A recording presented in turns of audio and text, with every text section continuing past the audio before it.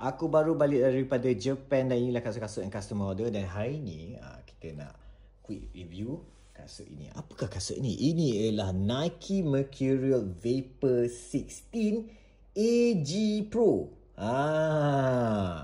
Sangat rare AG Pro ni. Aku tak sure lah masuk Malaysia ke tak. Maybe tak banyak choice lah. Kalau dibawa masuk pun tak banyak colours lah. Tapi di Japan memang AG Pro ni senang gila dapat lah. So ini ialah Nike Mercurial Vapor. Come on lah, geng-geng Ronaldo ke Mbappe ke, mesti korang kenal kasut ni kan. So this is the warna yang baru keluar dalam bulan April.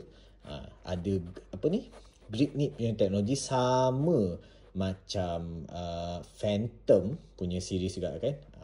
That's the Air Zoom punya logo, and ini ada Air Zoom punya unit dekat dalam ni.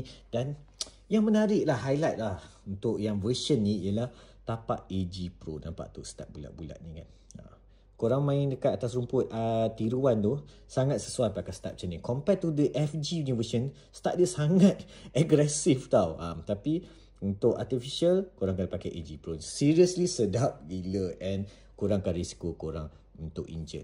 Cuma ini je yang macam start dia panjang je. Tapi it's okay, minor. Yang lain semua bulat-bulat macam ni sangat-sangat membantu korang. Okay. And then sebab ini ialah top of the line elite, dia ada juga bag dia lah.